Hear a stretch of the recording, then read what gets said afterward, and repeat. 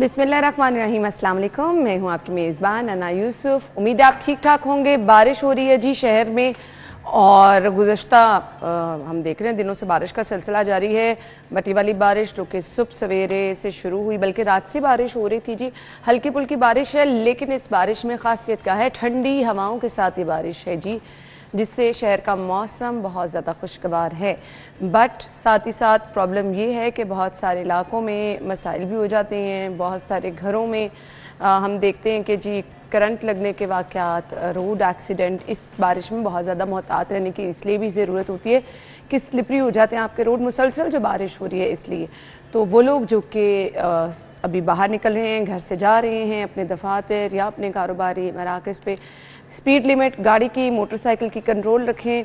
अपने घरों पर पानी जमा मत होने दें, छतों पर जाकर ज़रूर देखें, क्योंकि मुसलसल जो बारिश हो रही है ना, इससे मसाइल हो सकते हैं जी। तो ये छोटी छोटी चीज़ें, इनका ख्याल रखें। बाकी कुछ हम दरियाए रावी की सूरत हाल भी आगे चल के डिस्कस करेंगे।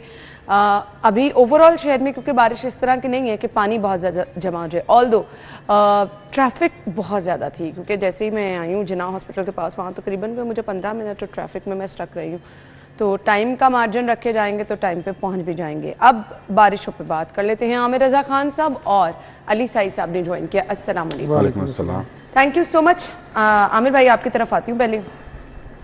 फिर बारिश हो रही हो तो सुबह अच्छा लगता है, खुशगवार सा मौसम, क्योंकि हवा ठंडी चल रही है ना, और बहुत ज़्यादा हब्स हमने बर्दाश्त किया जी। बिल्कुल, आपका पक्का मकान है और आप उसमें बारिश को एंजॉय कर रहे होते हैं, आप कुछ ना कुछ खाने के लिए अच्छा बना रहे होते हैं। लेकिन इन दिनों मेरा ख्याल है पक्के मकान वाले भी जो हैं वो बारिश से जो है कुछ परेशान है। बल्कि मेरी बेटी रात मुझे कह रही थी कि मैं आइंदा से कभी बारिश का नहीं कहूँगी, क्योंकि ये बारिशें जब शुरू नहीं हुई थी तो वो कहा करती थी कि हमारे यहाँ बारिश क्यों नहीं होती है। अब वो बच्चे हैं, बच्चों को क्या समझाया जाए कि अल्लाह ताला की तरफ से ही है सारा निज़ाम सिस्टम।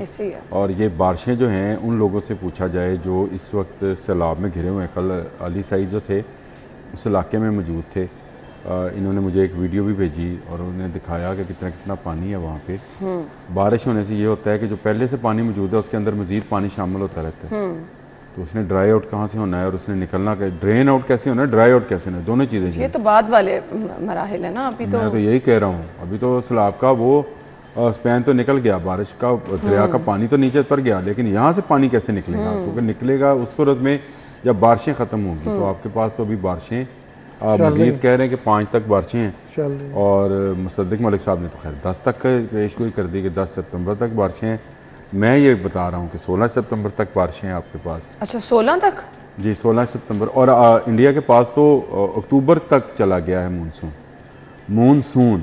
अच्छा, अक्टूबर तक चला गया है। तो ये आपको याद होगा कि हमने यहीं पे बैठकर एक प्रोग्राम किया था, मैंने कहा था कि प्री मानसून में मानसून आ गया। बिल्कुल आपने कहा था।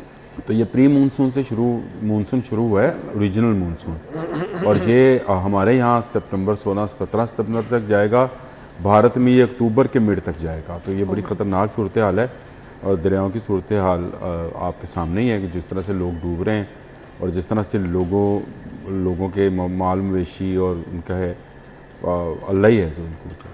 और ये सोशल मीडिया पे जब आप ये चीज़ें देख रहे हैं तो आप ना ज़्यादा परेशान हो जाते हैं।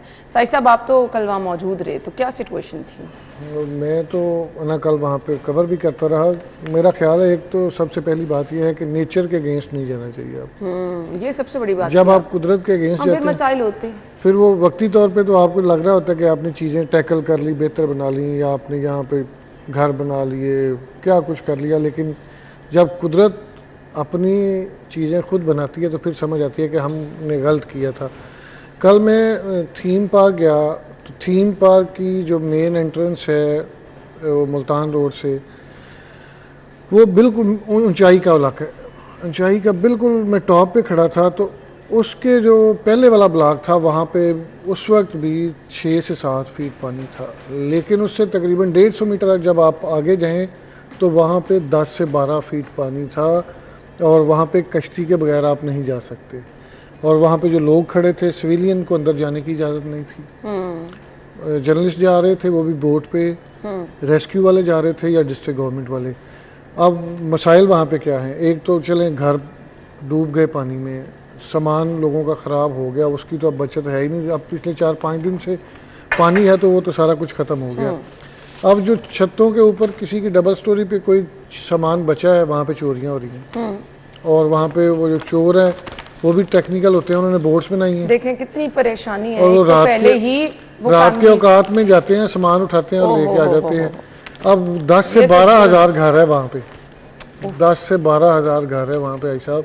और वो सारे का सारा ऐसे स्लोप है, और जो ऊपर है स्लो यानी जो टॉप पे मैक्सिमम कोई 5% घर होंगे, बाकी सारे घर जो हैं वो नीचे हैं और उनमें अभी भी 10 से 12 फीट पानी अच्छा, ये कोई एक सोसाइटी तो है नहीं वहाँ पे, सारी साथ साथ 23 सोसाइटी और कोई प्लानिंग नहीं है। और अभी तक जो बिल्कुल गवर्नमेंट वहाँ पे रिलीफ कैंप भी लगा रही है, खाना भी पहुँचा रही है। सबसे बड़ा मसला है वहाँ से पानी निकालना, उसके लिए कोई इंतजाम नहीं है। अगर वहाँ पे बड़े आप वो जो पीटर इंजन कहते हैं लगा भी दें, ये सारा कुछ भी करें तो कम से कम 2 से 3 दिन लगेंगे वो हाजी साहब पानी निकालने। मेरा नहीं ख्याल, बल्कि इससे भी ज़्यादा लगेंगे। हाँ जी, आप देखें वो पूरा एक नदी बन गई है ना, 10-12 तो ये फीट कैसे पॉसिबल पूरा होगा तालाब फिर? बन गया है। अच्छा, एक ही तरीका है कि हम दरिया से सुलह कर लें। वो कैसे होगी? ये सुलह करके तो घर बनाए। नहीं, सुलह करके नहीं ना बनाए, आपने ज़बरदस्ती बनाए। अगर हम दरिया से सुलह कर लें और उसके कहें कि कुछ ज़मीन तुम ले लो, कुछ हमें दे दो, तुम्हारी मेहरबानी है, हम एक लाइन ड्रॉ कर लेते हैं, इससे पार हम नहीं आएंगे, इससे पार तुम ना आना। ऐसे बातें करें जाके? हाँ, इसके साथ दरिया के साथ बात करनी चाहिए। अच्छा। हज़रत उमर के दौर में दरिया नील में बार बार सैलाब आता था तो उन्होंने एक चिट लिख के दी थी। अच्छा। कि अल्लाह के हुक्म से अब बाहर ना आए। आज तक नहीं आया बाहर। बात करनी पड़ेगी इससे। आपको दरिया की ज़मीन वापस करना पड़ेगी। हाँ, 50% दे दें उसको, 50% ले लें उससे, कुछ उसके साथ बार्गेन करें। वो नहीं तो हर 5 साल 10 साल के बाद आएगा, ये सूरत पैदा होगी। आप एक आगे मजीद वर्स्ट होगी। आप एक लाइन ड्रॉ करें। आप अपना जो पुल है, रावी का पुल, इसके दोनों कोनों को लेके एक बंद बांध दें।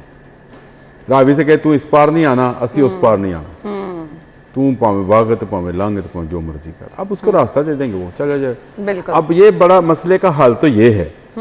अब इस पर करे कौन? मैं आपको तस्वीरें अगर दिखाऊं कि हम रावी के पुल के आधे तक हिस्से तक पहुंच गए, बल्कि कामरान के 12 तरी तक मकान को ले गए, हम ले गए।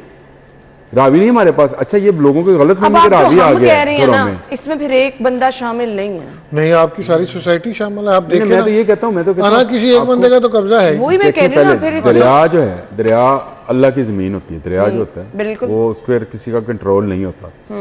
आप एक लाइन ड्रा कर लें, आप रावी के ब्रिज को बना लें, एक लाइन उसकी ड्रा, आप तस्वीर बनाएं। ऊपर से मेरे पास तस्वीरें हैं, मैं इस वक्त आपको दिखा नहीं सकता हूँ। आप उस ब्रिज के साथ साथ उसको रावी से कहें कि हम ये तेरी अंदर, इसके अंदर तेरी जगह है, तू 2 लाख में आ, तू 4 लाख में आ, तू 5 लाख में आ, तू गुजर जाएगा। ठीक है। इसके बाहर हमारी जगह है। हम यहाँ झुग्गी बनाएं, मकान बनाएं, हम जो इस्टेब्लिश करना चाहें कर लें। हम वहाँ पे पार्क बनाएं, आप शारे बनाएं, हमें बनाने दें। मेरे से शर्त लगा लें, अगर रावी के साथ हम मामला तय करके 50% उसको वापस कर दें तो वो अपना 50% आपसे नहीं लेगा। कल मैं एक वीडियो देख रहा था ख्वाजा आसफ साहब की, वो सियालकोट में कहीं विजिट कर रहे थे।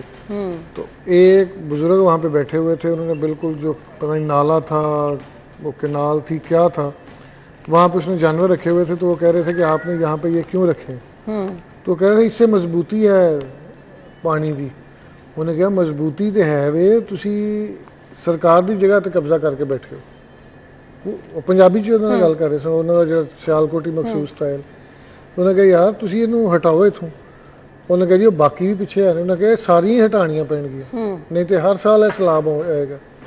भाई जब तक आपको देखें लालच है, आपने दरिया में फसलें काश्त कर ली, आपने जानवर रख लिए, और फिर जब आपको किसी ने नहीं छेड़ा तो आपने घर बना लिए, आप बाकायदा काबज हो गए, आप वहाँ पे हर तरह का काम करना शुरू कर दिया। कई लोगों ने तो वहाँ पे छोटी छोटी कारखाने, फैक्ट्रियाँ बनाई। बिल्कुल ऐसे गया। बट अभी तक जैसे कि आप बता रहे हैं, क्योंकि कल आप विजिट भी करके आए हैं थीम पार्क का, बाबू साबू के तल्लत पार्क का, जहाँ पर घरों में पानी दाखिल है, जी फर्रुखाबाद में पानी दाखिल अभी भी मौजूद है, 10 फीट तक इन इलाकों में पानी। मेरे नाम पे भी एक पार्क है, आमिर पार्क। एक सोसाइटी मेरे नाम पे भी है, आमिर पार्क जी के नाम से। ठीक है जी, आमिर पार्क में मुझे भी। याद दिला अच्छा जी, देना। अब बात कर लेते हैं जी, मुतासिरीन की बहाली तक ऑपरेशन जारी रहेगा, ये कहती हैं अज़मा बुखारी साहिबा। अच्छा जी, वो ऑपरेशन जारी रहेगा थोड़ी देर में, वैसे मैडम आ रही हैं दोबारा बताने के लिए कि क्या किया जा रहा है। कमिश्नर रिलीफ कमिश्नर का कंट्रोल रूम का दौरा, बहाली पर ब्रीफिंग दी गई है। ये साथ साथ काम चल रहा है जी। दूसरी तरफ फ्लड रिलीफ कैंप में बच्चों की पढ़ाई का भी काम चल रहा है। आमिर भाई, ये जो बहाली के काम हो रहे हैं इस पर जरा रोशनी डाल दीजिएगा। अभी तो होंगे नहीं। पहली बात तो यह है, जिन लोगों के घर डूबे हैं वहाँ से पानी निकल भी गया है तो अभी उनके घर बहाल नहीं हो पा रहे। मैं आपको सिंपल छोटे यूनिट से शुरू किया करें बात को। छोटा यूनिट यह है कि हम अपना घर इतने दिनों में बहाल नहीं कर सकते, तो एक सूबे में जहाँ तारीख का बदतरीन सैलाब आया था, इसका बहाली ऑपरेशन इस सैलाब के जाने के बाद शुरू होगा। और याद रखिए, सैलाब के नुकसानात सैलाब के दौरान नहीं होते हैं, सैलाब के जाने के बाद आते हैं, बाद में आएंगे। बीमारियां उसके बाद आएंगी। उसके बाद आपको पता चलेगा कि आपने क्या खोया क्या पाया, कितने स्कूल गिरे, कितने मकान गिरे, फसलें कितनी तबाह हुई, घरों में सामान जाया हो गया, चारा कितना, ये देहाती कल्चर से हम लोग हैं तो चारा कितना जाया हो गया, और आइंदा आने वाले दिनों में कितना चारा मिलेगा आपको। नहीं, इससे बड़ी बात है आपकी जो धान की फसल है वो सारी तबाह। चावल वाले बोले ना, चावल की फसल तो बिल्कुल चावल वाले बोले ना, असि गंदम वाले हैं, चावल वाले। मैं परसों भी गाँव गया हुआ था तो वहाँ पे पानी जो है वो बिल्कुल ऊपर है। तो जब तक आपकी वो जो धान की फसल होती है उसका इतना सा पत्ता भी समझे बचा हुआ है ना, बाहर है पानी से तो बचा था, लेकिन जब ऊपर आ जाता है और 2 दिन ऊपर रहा पानी, फिर वो आपकी फसल खत्म हो गई ना, लेट गया, उसके ऊपर मिट्टी और बहुत लाखों एकड़ ऐसी फसल है जिसके ऊपर पानी है। तो जब तक वो पानी नहीं जाएगा उसके बाद फिर बहाली बिल्कुल, मैं कह रहा हूँ कि आप पायलट प्रोजेक्ट के तौर पे थीम पार्क को ले लें। वो लोग कह रहे हैं कि 15,000 घर हैं, आप 10,000 घर भी लगा लें ना, उनमें से कोई एक घर भी नहीं बचा है जिसकी छत तक पानी नहीं गया। 2 मंजिल पानी था, 2 मंजिल और छत तक पानी था। वो मैं जहाँ पे आपको कह रहा हूँ कि जहाँ पे खड़े थे वो टॉप था, बिल्कुल ऐसे स्लोप है, और जो टॉप जहाँ पे बिल्कुल सड़क के बराबर है वहाँ तक पानी था और सारे घर उससे नीचे बंद को क्रॉस करके हम उतरे नीचे दरिया। हाँ जी, बिल्कुल ऐसे ही। दरिया थोड़ी ऊपर है, दरिया तो आज भी बंद के अंदर ही है, वो अपनी जगह पे ही है, दरिया जगह पे। तो उसके साथ मैं तो फिर दोबारा आपसे आपके प्रोग्राम की वसात से कहता हूँ कि गवर्नमेंट ऑफ पंजाब जो है इस दरिया के साथ और सतलुज के साथ सुलह कर ले, इनके साथ कुछ ले कुछ दे की बुनियाद पर मामला को तय कर लें, किसी अच्छे प्रॉपर्टी डीलर, किसी टाइकून, किसी डेवलपर को दरमियान में डाल लें, दरिया मान जाएगा। ये कुदरत की तरफ से है और कुदरत का दिल बहुत वसी होता है, ये मान जाएगा। 50% दे दें उससे, 50% उससे ले लें, आपके मामला हमेशा हमेशा के लिए हल हो जाएंगे। और फिर एक बंद बना लें, एक लाइन ड्रॉ कर लें कि भाई इससे अंदर हम नहीं, इस बात में। चलें जी, ये रिलीफ का काम तो चल रहा है, बट अभी कुछ अरसे बाद पता चलेगा जब वहाँ पर रिलीफ का काम अभी शुरू नहीं हुआ। नहीं, आपको खाना शाना पहुँचाने को भी रिलीफ का कह रहे हैं ना, दवाइयों के कैंप लगा रहे हैं, उसको भी रिलीफ का नाम दे रहे हैं। तनकीद नहीं करते, देखें ये कुदरती आफत है, इसके आगे हर बंदा बेबस है। ये अमेरिका में भी आते हैं, हर तो किसी का देखे ना, पानी आ गया तो ये तो अब है कि हर चीज़ आप मॉनिटर हो रही होती है, आपको पता चल रहा होता है। बुजुर्ग बताते थे कि जब पानी आता था तो उन्हें थे हो गया पूरा पेड़ों, टिब्बे बने होते हैं। अभी भी कई गाँव हैं हमारे इलाके में तो वहाँ पे टिब्बा होता है। वो कहते हैं जब सैलाब आया था तो पूरा गाँव ही थे हो गया था, ये यहाँ पे ऐसे इकट्ठा हो गया। अब जब इस तरह सैलाब आ गया, ताया क्या करते थे, अग दा दारू पानी ते पानी दा दारू कोई ना, पानी का कोई इलाज नहीं होता। बिल्कुल ऐसे ही है। लेकिन मैं मस्ट अप्रिशिएट मरियम नवाज पिछले 5 दिन से सैलाबी इलाकों के अंदर विजिट कर रही है, और कल भी उन्होंने जिस तरह से विजिट किया, लोगों से मिली, मैं कहता हूँ आपका जाना ही लोगों को हौसला देता है। वहाँ पे पहुँच जाना ना, किसी को बस पता चल जाता है कि हमारे दरमियान कोई आया है। हमें पता है कि मरियम नवाज वहाँ कुछ नहीं कर सकती, लेकिन ब्रीफिंग ले सकती टीम तो कर रही है ना, मॉनिटर तो वो कर रही है ना, लीड कर रही हैं और लोग फिर फील्ड में होते हैं। मसला ये है कि वो जो कल जो लोगों से बातें हुई वो कह रहे थे कि अभी तक सिर्फ हमारी जान की हिफाजत की जा रही है, हमारे माल के हवाले से उस तरह इकदाम नहीं हो पा रहे जिस तरह होने चाहिए जब तक पानी नहीं निकलेगा। और साइद साहब, लोगों के लिए यही तो परेशानी है, पानी है इतना ज्यादा कि आप 2-3 वो कोई बोजर लगा दें या कोई वो पीटर इंजन लगा लें, उससे निकलेगा मुमकिन ही नहीं है। और हजारों एकड़ वैसे एक मिसाल बहावलनगर में है, 200 भैंसे और 150 गायें एक बेले में फंस गए थे दरिया के अंदर। वहाँ से रेस्क्यू की गई। नहीं रेस्क्यू आमिर भाई, रेस्क्यू तो वो लोग मान रहे हैं कि रेस्क्यू टीमों ने, पाक फौज की टीमों ने उनको रेस्क्यू किया है, और 1112 ने भी बिल्कुल वही कह रहे हैं, रेस्क्यू टीमों ने नहीं जी, इस बड़ा तमाम काम सूरत किया। हाल में और अभी पुलिस ने भी बहुत अच्छा रेस्क्यू का काम भी बहुत पुलिस भी आपको इस तरह ही नजर आ रही है जैसे रेस्क्यू की टीमें मौजूद हैं, हर जगह पे पुलिस साथ काम कर रही है, रेस्क्यू की टीमें बड़ी एक्टिव हैं। कल भी जो लोग थे किसी ने ये गिला नहीं किया कि हमें बचाया नहीं गया, वो कहते हैं कि हर जगह पे किसी भी जगह पे निशानदेही हुई है तो फौरी तौर और पहला मौका है कि पुलिस वाले टिकटॉक नहीं बना रहे, आईजी से लेकर सिपाही तक टिकटॉक काम नहीं बना कर रहे, रहे अपने हैं, काम कर चलिए रहे जी, हैं, इसको काम पर appreciate तवज्जो कर दे लेते रहे हैं हैं। फिर जी, ब्रेक के बाद आपको ज्वाइन करेंगे, स्टे विद अस।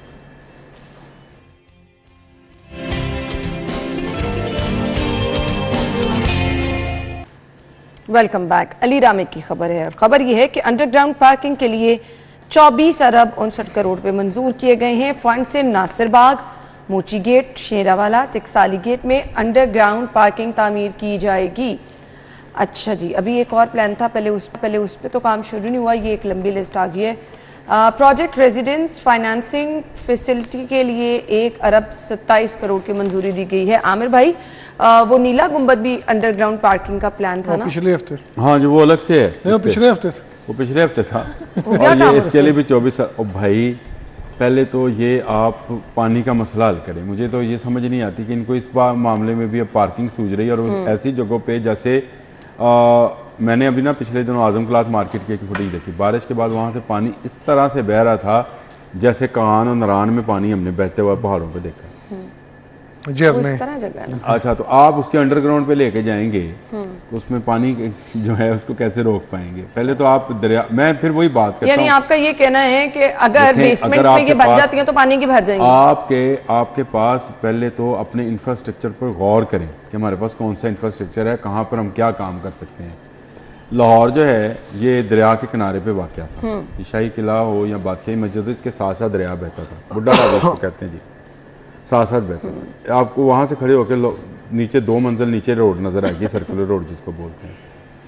आप यहाँ पे एक बेसमेंट बनाने जा रहे हैं 2 मंजिल नीचे, लाहौर शहर से 2 मंजिल नीचे, जिसके अंदर भी 2 मंजिलें होंगी और उसके अंदर आपकी गाड़ियाँ पार्क होंगी। लेकिन वो जो लाहौर पे बारिश बरसेगी, जो कि आने वाले सालों में मज़ीद बरसेगी, और ये इसका रेशो इस साल 17% इजाफा हुआ है पिछले 4 साल से, अगले साल ये 22% है। मैं नहीं कह रहा हूँ, NDMA के चेयरमैन कह रहे हैं अगले साल आपकी 22% बारिशें ज़्यादा हैं इन बारिशों से। ये तो अभी मैंने साई भाई मुझे कह रहे थे ना कि अभी चंद दिन में पानी निकालने का लगेंगे, चंद दिन नहीं लगने, ये चंद हफ्ते चंद महीने लगेंगे, और उसके बाद नई बारिशें जो हैं वो शुरू हो जाएंगी। वो मैं सॉरी हाई साहब को कथा कलामी की माफ़ी, मैं उन लोगों से बात कर रहा था, मैंने कहा जी इस तरह आप कह रहे हैं कि ये पानी निकालने के लिए कोई इंतजामात किए जाएं, तो इससे पहले जब इतनी ज़्यादा बारिश होती थी तो फिर क्या करते थे? वो कहते थे हफ्ते डेढ़ में खुद ही पानी खुश्क हो जाता था, हमें निकलने का मुश्किल हो जाता इतने में शुरू होता था हफ्ते डेढ़ हफ्ते में। तो वहाँ पे तो आप ये 12 सैलाब का पानी है, ये बारिश का पानी नहीं है। और दरिया जितना ऊपर चल रहा होता है उतना नीचे चल रहा होता है, ये बात ज़हन में रखिएगा। दरिया जमीन के अंदर भी उसी तेजी के साथ मूव कर रहा होता है, ले रहा होता है। अभी आपने, मैंने कल एक सोसाइटी की वो देखी वीडियो, उस सोसाइटी की रोड के अंदर से पानी उबल रहा था, बाहर आ रहा था। अच्छा जी, यहाँ पे हालांकि ये आपकी कॉलोनी ऑर्गेनाइज्ड है ना, सोसाइटी तो बनाते हैं जी कि सारी सीवरेज और तूफानी बारिशों के ड्रेनेज सिस्टम के लिए 54 अरब, अंडरपासेस की तामीर के लिए 6 अरब के फंड मंजूर हुए हैं। हाँ, ये अच्छा है। ये तो मैंने पहले ही कहा कि पहले तो ये प्लान करें कि पानी जाएगा कहाँ पे। दुरे ने आपका एक वो बड़ा खूबसूरत वो प्लान उसने बताया था हमें कि हम पहली मरतबा पाकिस्तान के अंदर अंडरग्राउंड टनल्स बना रहे हैं सीवरेज के। नहीं हाई साहब, पहले ये बताएं, तो नाले हैं ना जी, ये बताएं कि दुरे भाई के प्लान बेहतर होते हैं या रामे के? नहीं, दुरे भाई के प्लान ज़्यादा बेहतर होते हैं। रामे की तो मंजूरी होती है। ये फ़र्क है, वैसे देखने वालों को क्या पता चलता, लेकिन ये फ़र्क है जी। दुरे के प्लान्स होते हैं जो कि LDA बना रही होती है या रामे की मंजूरी, वहाँ से और मंजूरी जो है फंड जो कि वो मंजूरी रामे के पास है। तो ये अच्छी आपने पॉइंट आउट कर दिया। देखें, वो अंडरग्राउंड टनल बनने का फ़ायदा ये होगा कि हमने अपने सीवरेज नालों में गंद डालना शुरू किया हुआ है। वो अंडरग्राउंड होगी तो उसमें हम गंद नहीं डाल सकते और उसके ऊपर हम दुकान नहीं बना सकते। नहीं, अल्टीमेटली ये पानी जाना तो रावी में है ना। तो कल हमारे मदनी साहब हैं, शोबिस की बीट करते हैं, बेसिकली इनकी रात की बीट है, आपको पता है सारे फनकार रात को मिलते हैं। तो वो कह रहे थे कि हमारे अमीन पार्क में भी पानी आ गया। मैंने कहा वहाँ पे कैसे आ गया? उन्होंने कहा सीवरेज डली थी तो चूंकि पानी जाता था रावी में, तो जब वो रावी में पानी ऊपर आया तो वो उन पाइपों से मार दिया, उसने बैग मार दिया। तो उसने कहा कि वहाँ पे हमारे इलाके में भी 3-3, 4-4 फीट पानी आ गया। तो आप अंदाजा करें कि कौन कौन से अब इन इलाकों का आप अंदाजा इस बात से करें कि वहाँ पे जो उनके टॉयलेट्स हैं उनके अंदर से पानी बाहर उबल आया। वो सारा रिवर्स हो गया, आप रिवर्स हो गया ना सारा बिल्कुल ऐसे ही है। तो आपका अच्छा वापस आ जाए जरा, ये जो पार्किंग के लिए जगहों का इंतखाब किया गया है, यहाँ पे जरूरत है? बड़ी जरूरत है।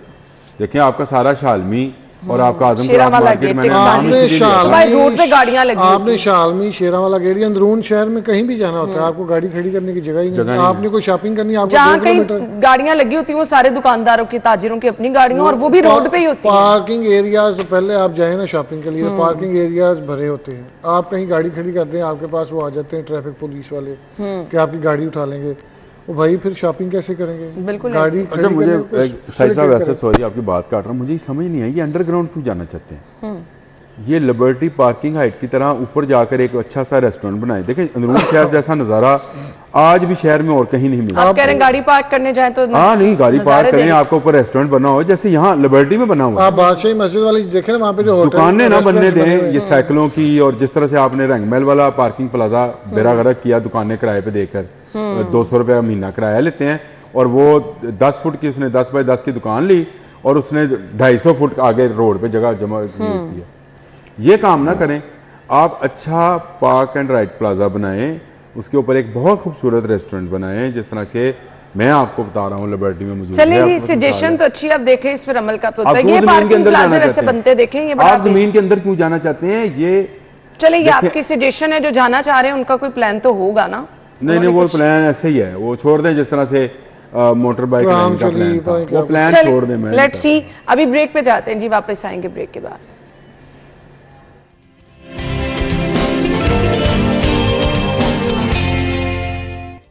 Welcome back. जनरल हॉस्पिटल से खबर है, नर्सरी से बच्चा गायब, 2 मुलाजिम मुअत्तल, बच्चे के वालिद अफजाल की मुद्दत में 2 नामालूम खवातीन के खिलाफ मुकदमा दर्ज। फोरेंसिक माहिरीन की मदद से तमाम शवाहिद ले लिए गए हैं। वकास अहमद की खबर है, मुलजिमान की गिरफ्तारी के लिए स्पेशल टीम तश्कील दे दी गई है। ठीक है, मुलजिमान तो आप गिरफ्तार कर लें। सबसे पहले सवाल है हॉस्पिटल पर, नर्सरी में वो लोग कैसे दाखिल हो गए? कैमरास क्या वहाँ पर नहीं लगे हुए थे? और नर्सरी, अब 1-2 हॉस्पिटल्स में जाना हुआ है, किसी गैर ज़रूरी बंदे को जो जान पहचान का भी नहीं है नर्सरी के बाहर 1 मिनट के लिए खड़े भी नहीं होने देते, और यहाँ पर कोई अंदर चला जाता है। ना सबसे पहले तो ये है कि ये बच्चा गायब क्यों हुआ, और इस तरह के वाक़यात ये पहली दफा नर्सरी में पेरेंट्स के अलावा या किसी रिश्तेदार के अलावा किसी को बाहर खड़े भी नहीं होने देते। ये वाक़या पहली दफ़ा नहीं हुआ, ये अक्सर रिपोर्ट होते रहते हैं, लेकिन ये है कि ये गैप आया को 5-6 माह का, उसके बाद ये हुआ है। और सबसे अहम बात ये है कि जब वो डिलीवरी होती है उसके बाद बेबी को नर्सरी में शिफ्ट करते हैं, वालदा ज़ाहिर पास नहीं होती, ये हॉस्पिटल की जिम्मेदारी है, और ये इतनी सख्त जिम्मेदारी है कि आपने उस बच्चे को भी पैदा हुआ है तो उस पर पहला काम आपने क्या करवाया, अगवा करवा दिया, और इसमें मिली भगत के बगैर हो ही नहीं सकता। ये पॉसिबल ही नहीं कि इंतज़ामिया की मदद के बगैर वहाँ से बच्चा ले जाया जा सके। ये कैसे पॉसिबल है? आपको पता है गवर्नमेंट के जितनी चीज़ें हैं वहाँ से अगर आप इतना सा भी कोई चीज़ लेके निकलते हैं तो उसका वो गेट पास बनता है। तो जब आप बच्चा लेके वहां से जाते हैं तो ज़ाहिर पूरे क्वाइफ मुकम्मल करने होते हैं। नर्सरी में कोई गैर जरूरी बंदा जा ही मैं कहता हूँ कैमरा लगे ना लगे, के अंदर हाथ नहीं लगा होता ना, कैमरा लगे, कैमरा तक पता चला वो निकल गए, कैमरा लगे ना लगे ये कहाँ थे भाई? ये जो वहाँ पे असल बात तो ये है कि पहली बात आप हॉस्पिटल्स में गैर जरूरी अफराद के दाखिले ही मना करें। कैसे? ये जो एक मरीज के साथ 15-15 लोग आते हैं ना, ये गलत है। देखें 2 लोग, आपने सही बात की कि नर्सरी के अंदर रिश्तेदार, माँ जाए बाप जाए, रिश्तेदार भी ना जाए, नहीं जाने देते। ये चाचा ताया फूफा नाना ये जाए ना। और आमिर भाई बच्चे को तो बाहर लेके नहीं जाने माँ जाए या बाप जाए, और 2 मुलाजिम इसीलिए मुअत्तल भी हुए ना। आखिर ये कहीं पे सही बच्चे को तो बाहर, अगर ये 2 दिन से बच्चा नर्सरी में था तो इट मींस कि इसका वहाँ कोई ट्रीटमेंट चल रहा था। साहिब साहब ने बिल्कुल सही कहा कि ये मिली भगत के बगैर हो नहीं सकता, यानी नर्सरी के अंदर के लोग पहले तो ये बच्चा सेहतमंद होगा, ये भी आप ज़हन में रखे, बीमार बच्चा कोई नहीं उठा के लेके जाता, सबको बताओ। आमिर भाई 2 दिन से जो बच्चा नर्सरी में है ना, वो नर्सरी में आपने कहा नर्सरी में माँ बाप से कहा गया कुछ ना कुछ इलाज चल रहा होगा। ये मिली भगत लंबी होती है, ये पैसे पता नहीं किस किस के पास जा रहे होते हैं। ये एक छोटी, और साहिब साहब ने अच्छा पॉइंट आउट कर दिया कि काफ़ी अरसे के बाद ये इस तरह का वाकया हुआ है। सर्विसेज में आखिरी हुआ था जो औरत पकड़ी भी गई जी थी। बिल्कुल बिल्कुल। और ये इंशाल्लाह ताला ये भी पकड़े जाएंगे, माँ को उसका लखते जिगर जो है वापस मिलेगा। लेकिन इसमें मज़ीद सख्ती की ज़रूरत है। आप नर्सरी स्टाफ जो है इसकी रिस्पॉन्सिबल कौन है? गवर्नमेंट इंतजामिया, हॉस्पिटल इंतजामिया इसमें देखें। सबसे पहले आपकी नर्सरी आपका ना ट्रस्ट लेवल जो है ना वो शेक कर जाता है। कौन जाएगा अब यहाँ जनरल? आपको अपने तमाम सरकारी मुलाजमीन बाशमूल आपका कोई औकाफ से लेकर जो दरबार पे इमाम मस्जिद है ना, उससे लेकर आपको तमाम हॉस्पिटल, थानों, आपके तमाम पंजाब के दायरे, इसके एक एक मुलाजम की आपके पास डिटेल होनी चाहिए। इसके पास प्रॉपर्टी कितनी है, सही कह रहे हैं, रहता कहाँ है, इसकी जियो फेंसिंग क्या है। इसको अगर बुलाना हो तो आप सबको काम से निकलवाना चाह रहे हैं? काम से नहीं निकलवाना चाहता, काम करवाना चाह रहा हूँ। अच्छा, अभी आपको शायद अंदाजा नहीं है कि एक भारतीय जसूस एक इमाम मस्जिद बन के कितने अरसे से पेशावर में पकड़ा। हाँ जी, पढ़ेगा ना सर? ये कब हुआ? जी, 2 दिन हुआ। ओ हो। हमारे अदारों ने इमाम मस्जिद बना हुआ था वो, और इमामत कराता था नमाजियों की, लेकिन वो था असल में भारतीय जसूस, यानी वो मजहबन भी मुसलमान नहीं था। तो मैंने इसीलिए लफ्ज़ बोला है कि आप अपने औकाफ के इमाम मस्जिदों से लेकर आप हर अदारे पहले तो यही काम करा लेना कि यार ये स्कूल में आपको याद है जो APS वाला वाकया हुआ था, उसमें कैंटीन वाले शामिल थे। हमें पता है हमारे कॉलेज, यूनिवर्सिटी, स्कूल्स में जो कैंटीन वाले हैं ये कहाँ से आए हैं? जो जगह जगह टाल खुले हुए हैं, ये लोग कहाँ से आते हैं, कहाँ जाते हैं, इनका क्या तरीकाकार है? और भाई कुछ तो आप रिकॉर्ड अपने पास मुरतब करें। कुछ तो आप ये स्पेशल टीम तश्कील दी गई है, तो ये स्पेशल टीम क्या स्पेशल काम करती है? जल्दी ये हो जाएगा काम? ना बेसिकली इसी काम पे फोकस करेंगे, लेकिन आपको पता है टीम्स यहाँ बनती रहती हैं। टीम पुलिस का ही काम है। अब ये टिकर बनाने के लिए, खबर बनाने के लिए हम इस्तेमाल करते हैं। वो डेडिकेटेड लोग होंगे, ज़ाहिर है जिसका थाना है उसकी जो इन्वेस्टिगेशन विंग होगा, या हो सकता है CCD के लोग भी काम में तेज़ी तो आती है, काम में तेज़ी आती है। ज़ाहिर है ये इतना सेंसिटिव मैटर है। आप देखें ना, एक छोटा बच्चा है, जिस तरह आप कह रही हैं कि वहाँ पे ट्रस्ट ही ख़त्म हो जाएगा लोगों का। सैकड़ों डिलीवरीज होती हैं वहाँ पे, बच्चे नर्सरीज में शिफ्ट होते हैं, तो हर बंदा बेचारा डर जाएगा, सहम जाएगा कि यहाँ से कल बच्चा अगवा हुआ है। तो अच्छा जी, अपडेट भी आ गई है, इसी टाइम टिक्कर्स चल रहे हैं इसी खबर के। बुर्का और नकाब की वजह से खवातीन का चेहरा छुपा हुआ है। मुझसे ज़रा ये खबर प्लीज़ शेयर कर दें ताकि मैं वो भी बता दूं, क्योंकि अब ये खबर डिस्कस कर रहे हैं तो उसकी अपडेट भी आ गई है। ये अच्छी बात है। तो वो ये शेयर करना जी ज़रूरी है, क्योंकि हम स्पेशल, अच्छा ये अभी पकड़ी नहीं गई, निशानदेही हुई है, चले निशानदेही हुई है तो वहाँ तक पहुँचा भी तो जाएगा। देखिए कैमरास तो लगे होंगे ना शहर में, सारी जगहों पे कैमरास हैं। हॉस्पिटल के बाहर भी होते हैं, हॉस्पिटल के अंदर भी होते हैं, उनके आने जाने की फुटेजेस। फिर लोगों ने प्राइवेट कैमरास भी लगाए होंगे दुकानों के ऊपर। ये जो स्पेशल टीमें हैं ये इसी काम के लिए होती हैं। हाँ जी, इसका ये आ गया जनरल अस्पताल नर्सरी से 2 रोज़ के बच्चे के अगवा का मामला। अस्पताल से बच्चा अगवा करके फ़रार होने वाली मुलज़मा ख़वातीन की फुटेज सामने आ गई। बुरका पोश 2 ख़वातीन को बच्चा छुपाए अस्पताल से फ़रार होते हुए देखा जा सकता है। ख़वातीन तेज़ कदम चलते हुए अस्पताल से बाहर निकल जाती हैं। फुटेज के मुताबिक दोनों ख़वातीन की उम्रें 35 से 37 साल तक लग रही हैं। बुरका और नकाब की वजह से ख़वातीन का चेहरा नहीं पहचाना जा रहा। कोट लखपत पुलिस ने वो मुकदमा दर्ज किया हुआ है। ये टीमें बिल्कुल ये देखें ना, इस तरह निशानदेही हो गई है, किसी ना किसी जगह पे वो ख़वातीन हो ही जाएंगी, एक्सपोज हो जाएंगी, पकड़ी जाएंगी। अल्लाह करे पकड़ी जा चुकी है, जल्द पकड़ी जाएंगी, पकड़ी जा चुकी है। इन लोगों को ना मिसाल बनाना कई दफ़ा होता है कि ये बहुत सारे वाकयात ऐसे रिपोर्ट हो चुके हैं। कई दफ़ा होता है कि पुलिस वकूए तक पहुंच जाती है, मुलजमान तक पहुंच जाती है। मेरा ख्याल है ये केस भी CCD को दे दें। क्यों पुलिस के पास का नहीं? तो CCD पुलिस वाली है। अच्छा, लेकिन CCD एक अदारा है, इसको दे दें। ज़्यादा स्पेशल, ये मेरा ख्याल है ज़्यादा स्पेशल ट्रीटमेंट की ज़रूरत है ऐसे लोगों के लिए, और स्पेशल ट्रीटमेंट के लिए। बट ना थोड़ा सा पेरेंट्स को भी ख्याल करना चाहिए, कहीं पे भी ट्रस्ट ना करें। मैं तो नर्सरी में क्या करेंगे आप? नहीं चले बाहर मौजूद। अच्छा ये हॉस्पिटल वाली नर्सरी है भाई, ये ना समझ लीजिएगा स्कूलों की नर्सरी में। स्कूलों की नर्सरी है बिल्कुल नहीं है, बट स्कूलों में भी ध्यान रखें। CCD के हवाले से कल मैं IG साहब के पास बैठा था, तो IG साहब ने कहा, मैं उनके साथ आज से 6 माह पहले डिस्कस किया था, मैंने इंटरव्यू भी किया। मैंने कहा सर ये आपका प्रोजेक्ट बड़ा खौफनाक सा लगता है। उन्होंने कहा कि आप देखें सोसाइटी में आप सिर्फ पुलिस की चीज़ों को तनकीद करते हैं, जो 4-5 डाकू किसी घर में घुसते हैं, रेप करते हैं, 6-6 घंटे वहाँ बैठ के सारा कोई लूट के ले जाते हैं, सारी बच्चे उनके लाइफ टाइम उस पर इम्पैक्ट जाता सही है। कह रहे हैं, तो बिल्कुल कहते सही हैं कह कि रहे हैं। इसका हल क्या है, आप हमें बता दें। हम डाकू पकड़ते हैं, उन्होंने पूरी टीम रखी है वकला की, सही वो सारी उनके पीछे जाती है। पैसा उनके पास आराम का होता है 15-20 ना, दिन वो लगाते हैं तो जेल में रहते हैं, 20-25 दिन, उसके बाद फिर वो वापस आ जाते हैं। ऐसे ही है जी। चलें जी, होप फॉर Impact द तो आया। बेस्ट। बट थोड़ा Impact सा तो ना आया। मैं सरकारी अस्पतालों पे जो है ना, तो जो लोग जाते हैं वो थोड़े से विजिलेंट रहे, इन चीज़ों को लेकर थोड़ा सा एक्टिव रहे, ट्रस्ट किसी पे ना करें जी। ब्रेक के बाद आएंगे हमारे साथ रहिए।